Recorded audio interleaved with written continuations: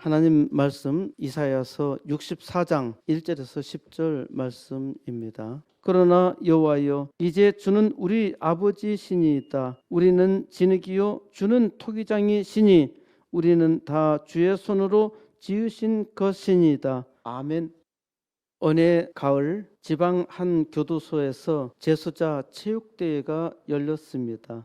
다른 때와는 달리 20년 이상 복역한 수인들은 물론 모범수의 가족까지 초청된 특별 행사였습니다. 오랫동안 가족과 격리되었던 재수자들에게도 무덤보다 더 깊은 마음의 감옥에 갇혀 살아온 가족들에게도 그것은 가슴 설레는 일이 아닐 수 없었습니다. 이미 지난 며칠 동안 예선을 치룬 구기 종목의 결승전을 시작으로 해서 각 취업장별 각축전과 열띤 응원전이 벌어졌습니다. 달리기를 할 때에도 줄다리기를 할 때에도 얼마나 열심인지 마치 초등학교 운동회를 방불케 했습니다. 여기저기서 응원하는 소리가 들렸습니다. 뭐니 해도 이날의 하이라이트는 부모님을 등에 업고 운동장을 한 바퀴 도는 효도 관광 달리기 대회였습니다. 그런데 참가자들이 하나 둘 출발선상에 모이면서 한껏 고조되었던 분위기가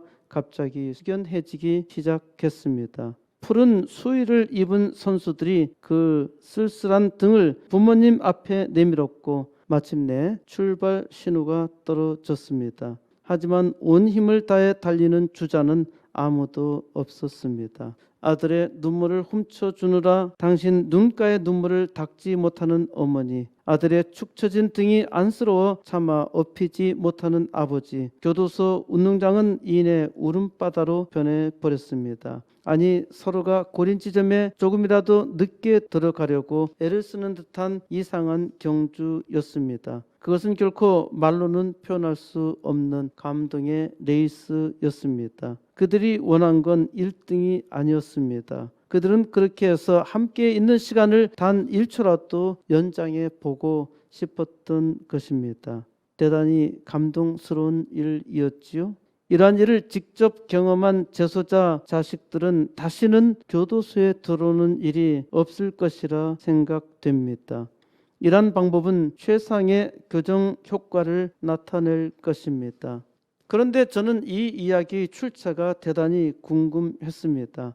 왜냐하면 이러한 프로그램은 교정 효과가 좋으니까 당연히 권장해야 한다고 생각했기 때문입니다.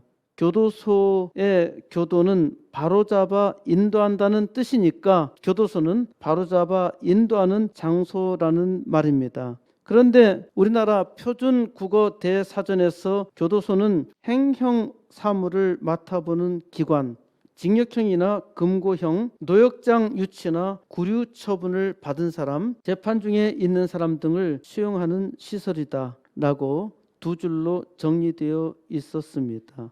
교도소는 형벌을 집행하는 기관이라는 것입니다. 이런 정의는 본래 죄인을 가두어두는 감옥이라는 말입니다. 교도소는 이전에는 형무소라고 했는데 이는 일본 강점기에 사용된 일본어 한자 표현이 아닌가 합니다. 형무소는 형무를 보는 곳입니다. 이는 죄를 지는 사람의 형벌을 집행하는 사무소라는 것이죠. 형무소를 바꾸어 교도소라 한 것은 아름다운 표현이죠. 세상 어느 나라 말이든 감옥을 이렇게 아름답게 표현한 말은 없습니다.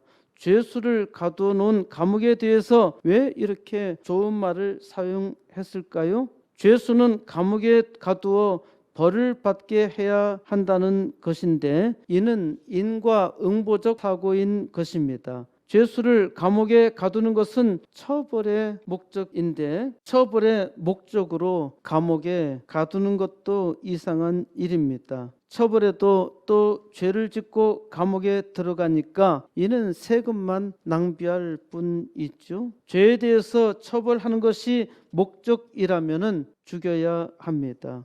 강도짓 한 번 한 것으로 죽여야 하는 것이 너무 심하다면 두 번째 죄를 짓는 죄인은 사형시켜야 합니다. 잔인한 살인자를 인권이라는 이름으로 사용시키지 않는 것은 피해자에게는 또 하나의 살인이라고 볼 수 있습니다. 그런데 아주 끔찍한 살인자라 하더라도 사형에 처하지 않는 것은 개과천선할 기회를 주자는 것이죠. 이것이 너무 낭만적인 일인가요? 어떤 기독교인은 교정을 위해 많은 노력을 합니다. 소망교도소는 아시아 최초의 민영교도소로 기독교 아가페 재단이 설립했는데 경기도 여주에 2010년 12월 1일 개소했습니다. 제가 아는 분이 과실로 감옥에 들어간 일이 있는데 소망교도소로 들어가기를 희망하였지만은 들어가지 못했습니다. 소망교도소는 대단히 경쟁률이 높고 인기가 있는데 대학 들어가기보다 훨씬 어렵습니다. 그렇다고 해서 소망교도소에 들어가기를 소망하면 안 되겠죠? 소망교도소는 교도 행정을 원하는 사람이나 재소자에게 필요한 곳입니다. 이야기가 많이 흘렀습니다마는 교도소가 범죄자를 교도할 수 있는 곳이라면 이상적인 일이겠지만은 현실적으로는 감옥에 불과합니다. 범죄자의 교정을 위해서 종교 프로그램이 적극 권장되는데 효도 달리기 같은 프로그램이 교정에 도움이 된다면은 적극 활용해야 하는 것이지요. 하지만 교도소마다 체육대회를 하기는 하는데 효도 달리기와 같은 프로그램을 하는 곳은 한 군데도 없었습니다. 이 예화는 어느 해 가을 지방의 한 교도소에서 재소자 체육대회가 열렸습니다라는 말로 시작하는데 대체 어느 해였을까? 어느 교도소였을까? 이것이 대단히 궁금했습니다.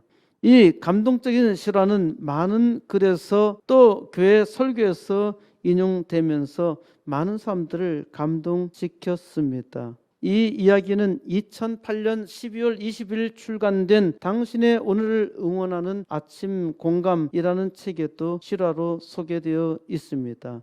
당신의 오늘을 응원하는 아침 공감은 CBS FM 라디오 음악 그대와 여는 아침 김용신입니다의 인기 코너인 아침 공감 프로그램에서 진행됐던 내용을 편집한 책입니다. 대체 이 이야기가 어디서 왔을까? 인터넷을 부지런히 검색해 보니까 2003년 11월 13일 강원도 홈페이지 전자민원 상담에 있는 내용이 제가 찾아낸 가장 오래된 정보입니다. 더 이상 찾지는 못해서 출처는 모릅니다. 저는 이 이야기가 실화가 아닐 거라는 생각이 들었습니다.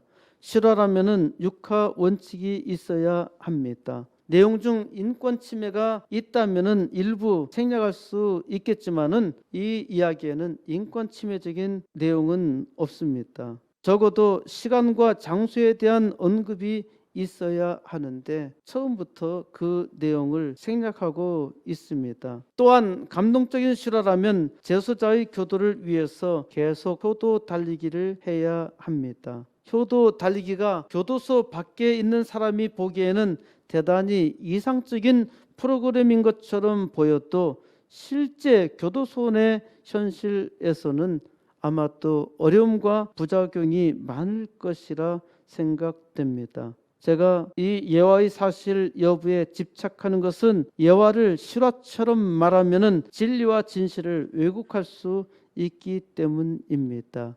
예화는 예화대로의 감동이 있고 교훈이 있기 때문에 예화를 예화라고 하면 되는데 예화를 실화인 것처럼 꾸미면 감정을 더욱더 극대화시킬 수 있겠지만은 바람직하지 못한 일입니다. 옳은 일이 아니라는 말입니다.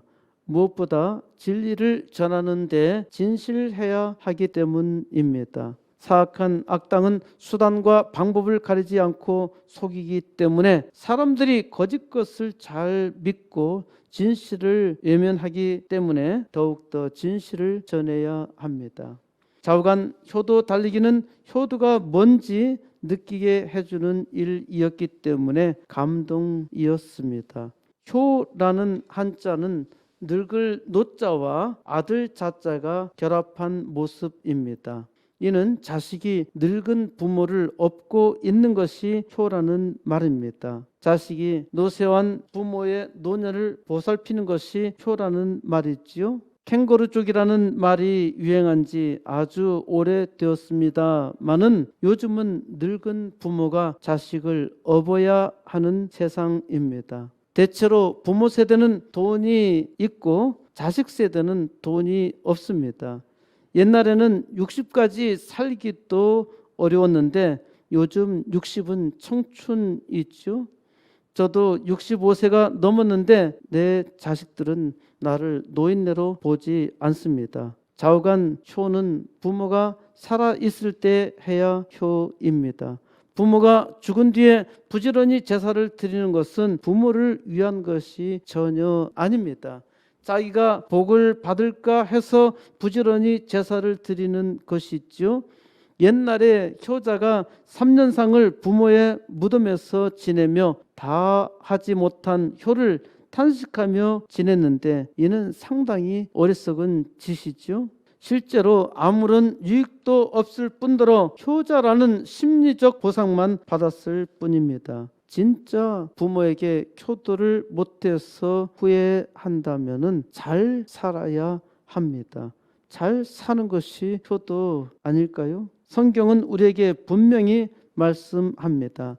에베소서 6장 1절에서 자녀들아 너희 부모를 주 안에서 순종하라 이것이 옳으니라. 내 아버지와 어머니를 공경하라 이것이 약속 있는 첫 계명이니 이는 내가 잘되고 땅에서 장수하리라. 요즘 자녀들에게 너희 부모를 주 안에서 순종하라고 하면은 때로 자녀는 분노합니다. 자기에게 상처받게 준 것이 없으니까 효도를 강요하지 말라는 것입니다. 저의 육신의 아버지는 저에게 많은 상처를 주었습니다. 중학교 2학년 때 제 동생과 장난치다가 시끄럽다고 목침 나무로 만든 베개를 맞은 일이 있습니다. 제가 아버지에게 받은 것이라고는 대학에 들어가서 받은 10만 원이 전부입니다. 저는 사실 아버지에게 받은 상처가 없습니다. 상처를 받으신 분은 저의 어머니이지요. 어머니는 오랜 동안 아버지의 무덤을 돌보셨고 아무 말씀하지 않으셨지만은 저는 느낌으로 그 마음을 읽었습니다. 어머니는 저에게 아버지를 원망하는 말씀을 하신 일이 없습니다. 그러니까 제가 아버지를 원망한다는 것은 우스운 일이죠. 저의 많은 재주와 창의력은 아버지를 닮았습니다. 제 동생이 잘하고 있는 기타와 바둑 또 이 단상을 아주 아름답게 한 방으로 만든 실력은 아버지의 DNA라 생각합니다. 그래서 오히려 시간이 지날수록 아버지에게 감사하고 있습니다. 저는 누룽지와 땅콩을 좋아하는데 아버지께서 제게 자주 하시던 말씀이 자기는 늙어도 누룽지와 콩만 있으면 산다고 하셨습니다. 제가 아버지 이야기를 해서 죄송합니다마는 제가 전하고 싶은 말은 바로 이것입니다. 너희 부모를 주 안에서 순종하라는 것입니다. 때로 억울하고 분통할 수도 있습니다. 하나님은 이것이 옳으니라 말씀하십니다. 내 아버지와 어머니를 공경하라 이것이 약속 있는 첫 계명이니 이는 내가 잘되고 땅에서 장수하리라. 약속 있는 첫 계명이 내 아버지와 어머니를 공경하라는 것이고 이것이 땅에서 잘 되는 것입니다. 그러니까 내 자신을 위해서 부모에게 공경하라는 것입니다. 대부분의 재소자들은 자기 부모를 공경한 일이 거의 없으리라 생각됩니다. 범죄자로 감옥에 있는 사람들은 부모 공경이 아니라 부모를 거역했기 때문에 감옥에 있는 것이 아닐까요? 그들이 부모의 말을 잘 들었다면은 감옥에 갈 일이 없지요. 부모를 순종하면은 복이요, 부모를 주 안에서 순종한다면은 그건 복의 복입니다. 마찬가지로 하나님을 떠난 죄인도 세상 감옥에서 살고 있는 것이지요. 세상에서 자유로이 복되게 살려면은 하나님의 말씀을 잘 들어야 합니다. 오늘은 4월 초파일 불탄 날 있죠. 저들은 아내와 자식을 버리고 가출한 불타를 공경하고 있습니다. 불타가 가출해서 깨달은 것이 무엇일까요? 모든 것이 고통이라는 것입니다. 불타는 사실 너무나 고통스러워서 집을 탈출했습니다. 한 나라의 왕자로서 나라를 다스려야 하는데 너무나 괴로워서 가출했단 말입니다. 불타는 보리수 나무 아래서 진리를 깨달았다는 것입니다. 태어나고 늙고 병들고 죽는 것, 생로병사가 다 고통이라는 것입니다. 그러니까 이런 일을 위해서 수고하는 것은 헛된 일이라는 것입니다. 이것을 아는 것이 도를 깨달았다는 것이죠. 이것에 집착하지 말라는 것이 저들의 진리입니다. 고집멸도라고 하지요. 그런데 잘 보세요. 집착하지 않는 사람이 있나요?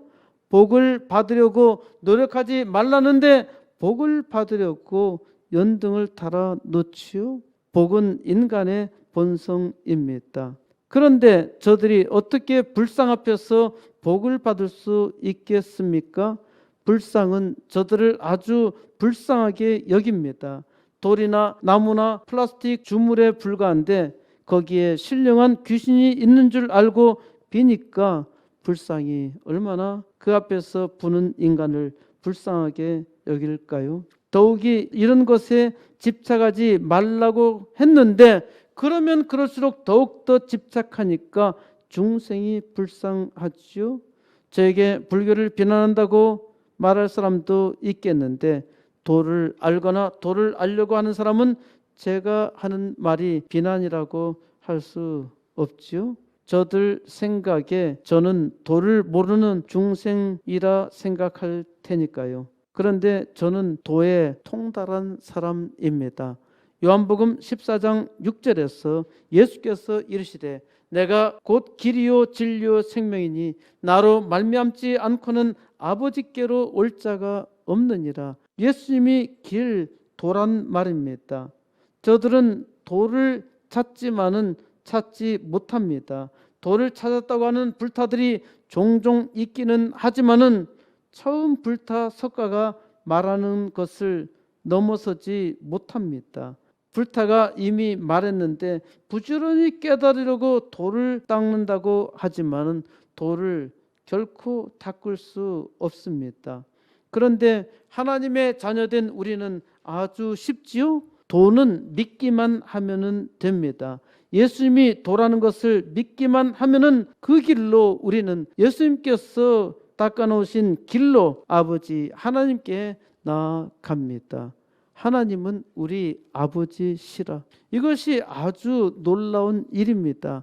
천지 만물을 만드신 전능하신 하나님이 우리 아버지라는 것입니다. 이거 사실 말도 안 되는 일이죠. 어떻게 우주 만물을 만드신 하나님이 우리 아버지라고 말하는 것입니까? 이것은 마치 삼성의 이건희 회장이 우리 아버지라고 말하는 것과 방불한 말입니다. 하나님을 믿지 아니하는 사람은 하나님을 아버지라 하는 것을 아주 기이하게 여깁니다. 저도 처음 교회 갔을 때 기도하는 사람들이 아버지 하나님 하는 것을 보고 참으로 이상하게 생각했습니다. 종종 하나님을 믿지 아니하는 아버지에게 믿는 자식이 용돈을 달라고 하면은 너네 아버지에게 달라고 해 라고 말하기도 합니다. 아버지 하나님께 구하면은 다 준다면서 그 아버지 하나님께 달라고 하지 왜 내게 달라고 하나? 육신의 아버지의 말에 대해서 이사야 선지자가 대답하여 말합니다. 이사야서 64장 1절 원하건대 주는 하늘을 가르고 강림하시고 주 앞에서 산들이 진동하기를 2절 불이 섭을 사르며 불이 물을 끓임 같게 하사 주의 원수들이 주의 이름을 알게 하시며 이방 나라들로 주 앞에서 떨게 하옵소서.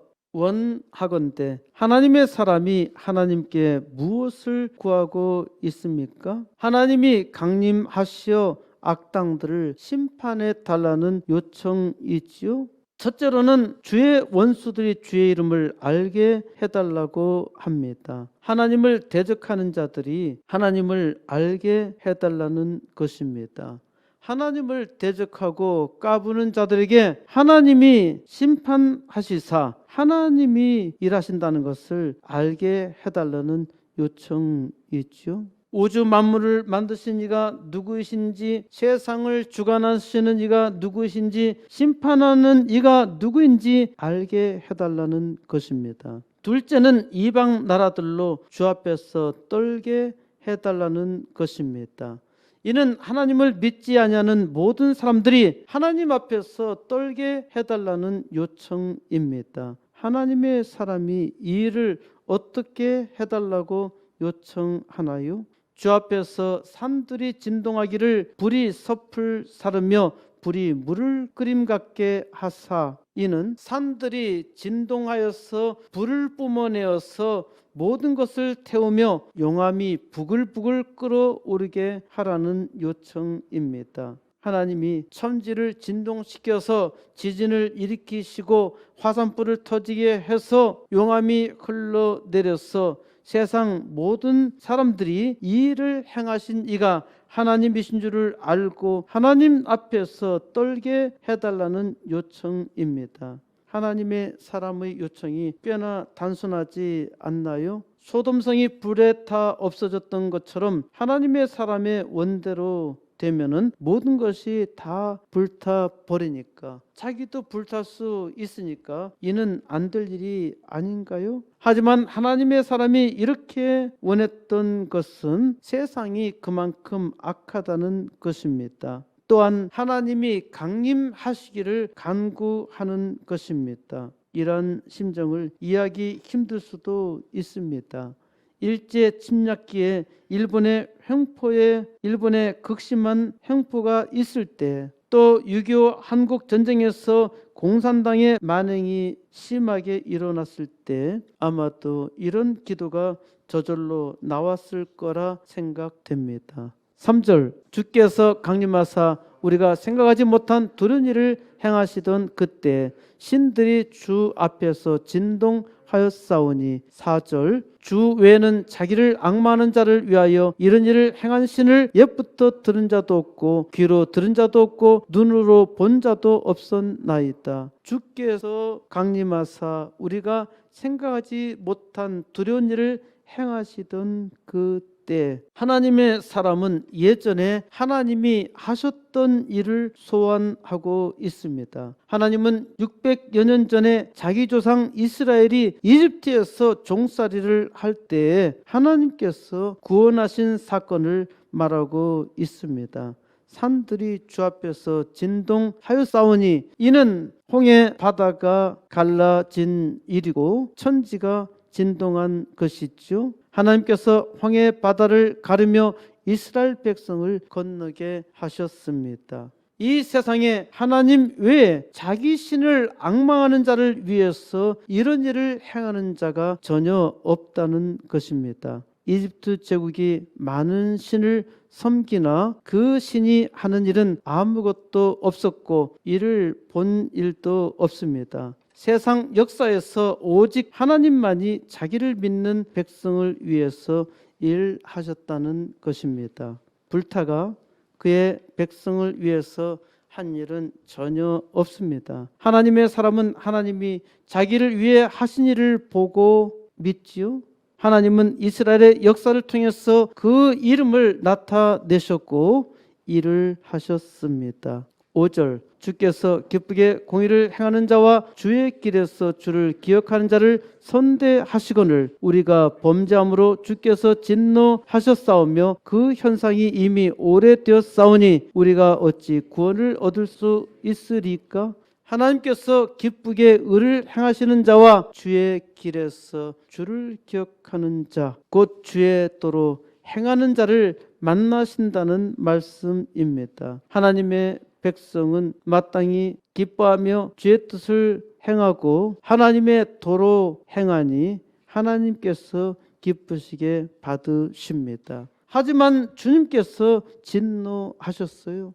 우리가 범죄하였기 때문입니다. 우리는 죄의 길로 계속하고 있는데 우리가 어찌 구원을 얻을 수 있을까요?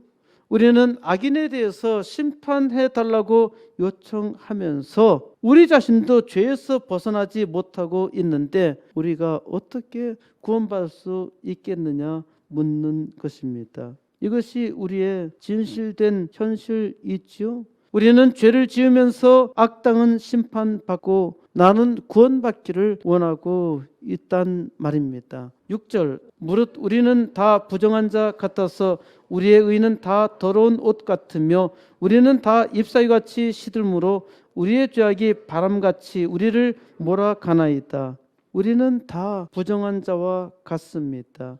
이는 우리 모두는 죄로 오염되어 있다는 말입니다. 우리가 의라고 하지만은 이는 다 더러운 옷 같다는 것입니다. 우리는 다 더러운 옷을 입고서 아주 깨끗한 척 한다는 것이죠. 우리는 다 잎사귀 같이 곧 시들어 버리는데 우리의 죄악이 바람같이 우리를 몰아 순식간에 망할 것이라는 것입니다.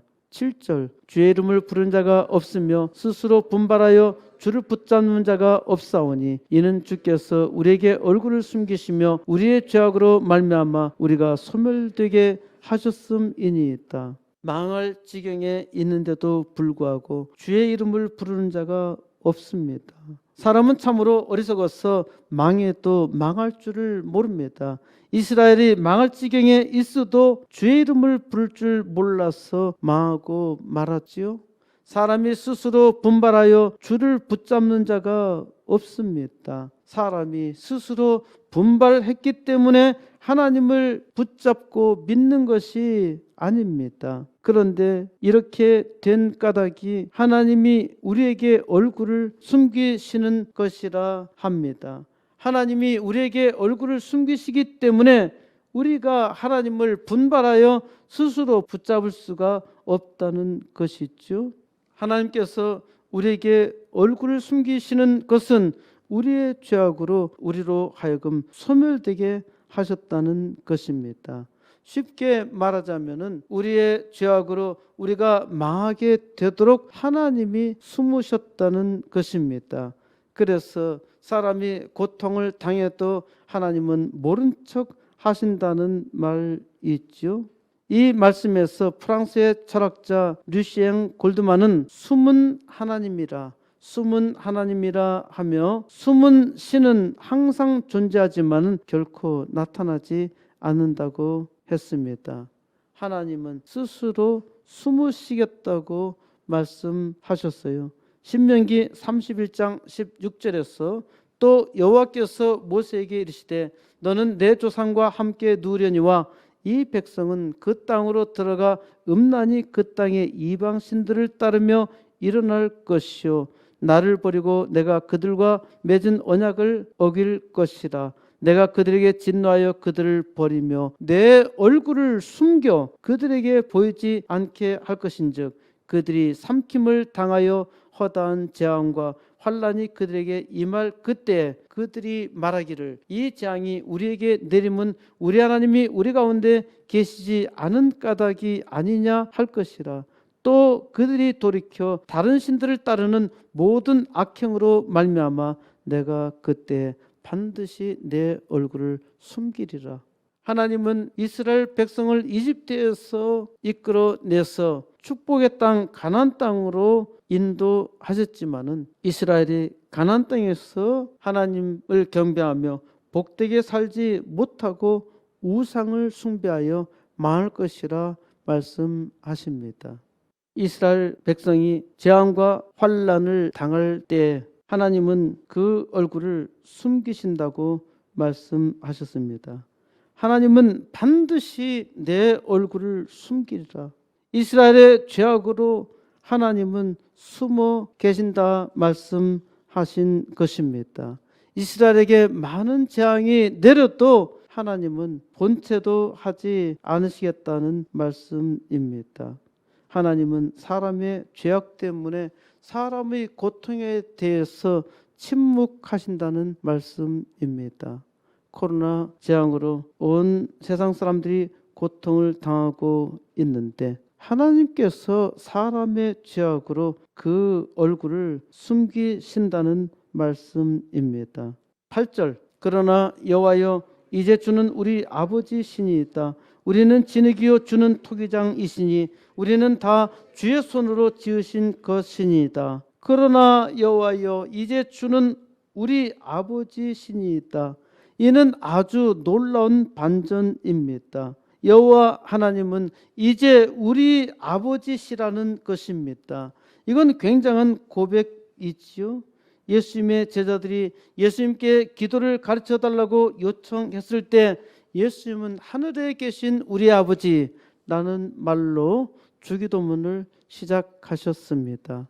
우리말 번역에서 하늘에 계신 우리 아버지인데 원어에서는 영어로 표현하자면 Our Father in Heaven이죠. 우리 아버지 하늘에 계신이라는 말로 우리 아버지라는 말로 기도를 시작합니다. 우리 아버지라고 기도를 시작한다는 것이 대단히 놀라운 일이요. 이것이 축복입니다. 하나님을 아바 아버지라고 부르는데 우리말 개정 개혁판에서는 아빠 아버지라고 번역하고 있습니다. 아빠 아버지라고 해서 어떤 이들은 어린이의 용어인 아빠라 생각하는데 이는 그 아빠가 아닙니다. 그 아빠이기도 하지만은 존경하는 아버지를 표현하기도 합니다. 그러니까 본래 표현은 존경하는 아버지를 표현한 말이죠. 아람어로 아바라 하는데 아버지라는 뜻입니다. 아버지는 히브리어로 아부라고 했죠. 아부는 히브리어 사전에서 맨 처음 나옵니다. 믿음의 조상이 처음 이름이 아브람이죠. 아브라함은 나중에 하나님께서 붙여주신 이름이고 본래 아브람인데 아브람은 아버지는 존귀하다는 뜻입니다.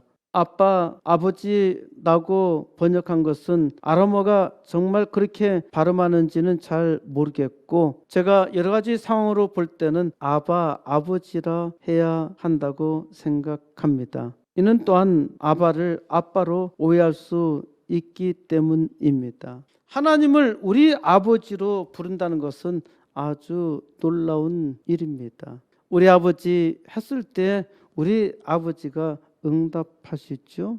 주는 우리 아버지 신이다. 우리는 진흙이요 주는 토기장이시니 우리는 다 주의 손으로 지으신 것이니이다. 놀라운 신앙 고백이죠. 주님이 토기장이고 우리는 단지 진흙에 불과하다는 것이고 우리는 다 주의 손으로 만드신 것이라 하는 것입니다. 그러니까 우리가 비록 악할지라도 우리는 주의 손으로 만드신 작품이니까 봐달라고 요청하는 것이죠. 하나님이 우리의 죄악 때문에 우리를 외면하여 숨어 계신다고 생각할 때 하나님, 우리 아버지 하나님은 우리 아버지시잖아요. 우리를 만드신 이가 하나님 아버지 아니십니까? 하나님은 응답할 수밖에 없지요. 9절 여호와여 너무 분노하지 마시오며 죄악을 영원히 기억하지 마시옵소서. 구하오니 보시옵소서. 우리는 다 주의 백성이니이다. 그러니까 이제 하나님의 사람은 우리의 죄악에 대하여 하나님은 우리의 아버지이시니까 너무 분노하지 마시라고 합니다. 또한 우리의 죄악을 영원히 기억하지 마시라고 요청합니다. 하나님께 우리를 보라고 간청하고 또 간청하지요. 우리를 보시옵소서. 우리는 다 주의 백성이니이다. 우리가 참으로 죄 많고 악하고 부족하지만은 우리는 다 주의 백성이며 주님은 우리 아버지시잖아요. 그러니까 우리를 용서하시고 우리를 구원해 주세요라고 요청하는 것입니다. 10절 주의 거룩한 성읍들이 광야가 되었으며 시온이 광야가 되었으며 예루살렘이 황폐하였나이다. 하나님이 그 영광을 나타내시기 위해서 우리를 선택하셨고 하나님이 거룩한 성 예루살렘 성을 축복해 주셨는데 지금 보세요. 예루살렘 성이 황폐한 광야가 되었고 세계 만방의 수치가 되었잖아요. 하나님께서 우리를 하나님의 영광으로 택하시고 예루살렘 성을 축복해 주셨는데 예루살렘 성이 황폐해져 있습니다. 이는 우리의 죄악으로 하나님이 숨으신 까닭입니다. 11절 우리 조상들이 주를 찬송하던 우리의 거룩하고 아름다운 성전이 불에 탔으며 우리가 즐거워하던 곳이 다 황폐하였나이다. 12절 여호와여 이리 이러하거늘 주께서 아직도 가만히 계시려 하시나이까? 주께서 아직도 잠잠하시고 우리에게 심한 괴로움을 받게 하시려나이까? 하나님의 영광이 다 불타고 황폐하였으며 세상의 수치가 되었잖아요. 하나님 지금 우리의 상황이 이렇게 참혹합니다. 하나님이요 하나님의 영광이 이렇게 까맣게 불타 있는데 하나님은 아직도 가만히 계시려 하십니까? 하나님은 언제까지 잠잠하시며 우리의 극심한 괴로움에 대해서 하나님은 숨어 계시렵니까? 우리가 세상에서 더욱더 심한 고통과 괴로움을 받게 하시렵니까? 주는 우리 아버지시니다. 이는 숨어 계시는 하나님을 부르는 소리입니다. 하나님께 아바, 아버지라 부르는 순간 하나님은 깜짝 놀라실 것입니다. 하나님의 사람의 신앙 고백에 하나님은 놀라서 응답하지 않으실 수 없죠. 하나님은 우리의 죄악으로 우리를 고통 중에 괴로움에 두셨는데 하나님께서 우리를 고통에서 구원하시기 위해서 하나님은 그의 아들까지 우리를 위해 보내시고 죽게 하셔서 구원하셨는데 우리는 여전히 악합니다. 그래도 우리에게는 놀라운 소망이 있습니다. 하나님을 우리 아버지라 부르는 순간 우리에게 놀라운 소망이 있는 것입니다. 무릇 우리는 다 부정한 자 같아서 우리의 의는 다 더러운 옷 같아서 우리가 아무리 노력해도 우리의 죄로 인하여 우리는 하나님께 구원받을 수 없습니다. 절망이죠. 그런데 하나님은 이를 아시고 우리를 구원하시려 그의 아들을 우리에게 보내사 우리의 죄 대신 죽게 하셨잖아요. 그래서 하나님 우리는 예수의 의로 다 흰옷을 입었습니다. 우리가 여전히 죄인이지만은 하나님께 예수의 이름을 빙자하여 나갑니다. 하나님은 우리는 다 죄인이요 거지 같지만은 우리 주 예수 그리스도께서 우리로 하나님께 나아갈 수 있는 길을 만들어 주셨고 하나님께 구하게 하셨습니다. 하나님께 우리 아버지 아바 아버지라 부르게 하시며 예수 그리스도를 통해서 하나님은 우리에게 아들된 특권을 주셨죠.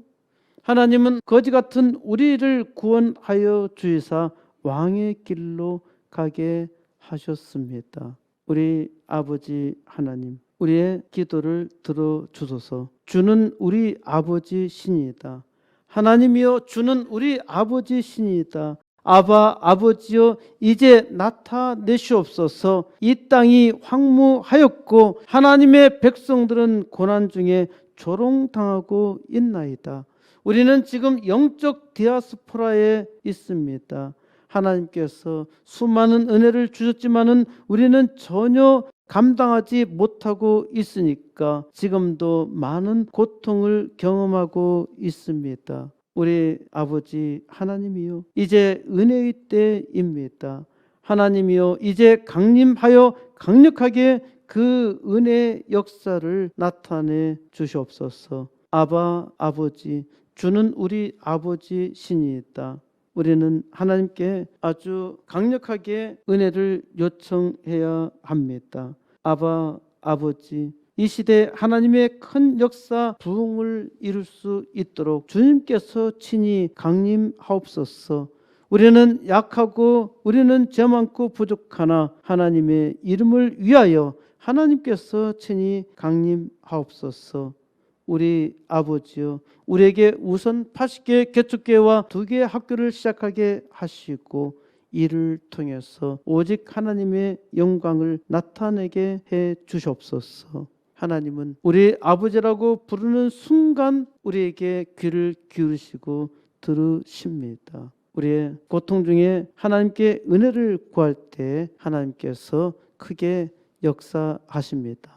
이제 하나님의 사람들이 일어나 우리 아버지 하나님께 기도하고 구함으로 말미암아 하나님께서 이 시대에 크게 강림하여 주이사 온 세상 부흥의 역사 친히 이루기를 우리 주 예수 그리스도의 이름으로 간절히 축원드립니다.